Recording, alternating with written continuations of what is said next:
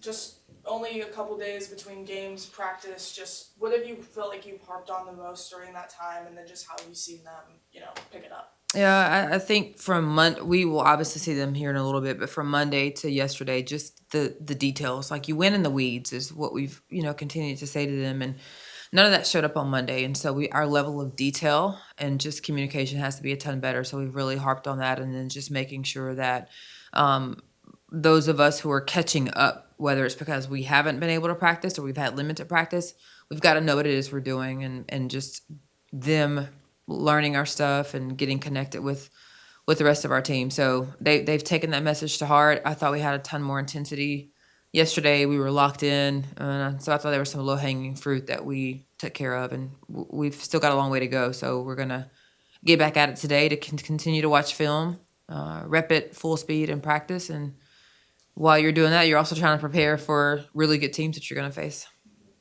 This just home stretch to start off the season, how nice is it? Do you feel like just to have some team chemistry on your home court? I think it's great. I mean, obviously, anytime we can play at home, we're excited to do that. We have such a great fan base. The 12th man's wonderful. You get to sleep in your own bed, shoot at your own gym, So it's great to be able to start the season within that familiar, space. And then 3 games in 6 days. Just how do you feel like your team's doing from a health standpoint? They feel pretty good. We've tried as best as possible to manage them. Stacy Kissel and Yolanda Berryhill do an amazing job from a strength and conditioning standpoint, and as our trainer, to make sure that they feel good and that they're healthy, and especially in this type of a turnaround. I think it also just comes down to like our players understanding we will face like a 3 game schedule in a week at some point during SEC, and so preparing yourself for that now. So most of them get it and they understand it. Down the stretch against UTSA, just found some rhythm. What do you feel like was working right just for the offense specifically? Yeah, I think, Sahara stepped up big time for us and made some shots. Talia Parker was really, really good when she came back in. She's going to be a great two-way player for us. She can affect the game on both sides of the basketball.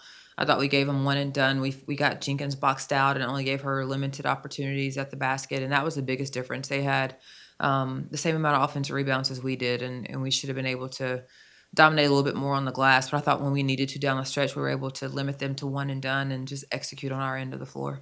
And then lastly, just what do you know about Western Michigan? What do they bring to you? They stretch you. They shoot the ball really, really well. All of their players, 1 through 5, shoot the three.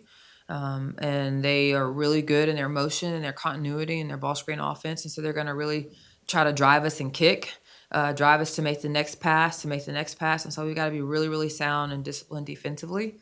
I'm sure that they've worked on we have a size advantage against them. So I would expect to see some zone, So those are some of the things we've got to prepare for.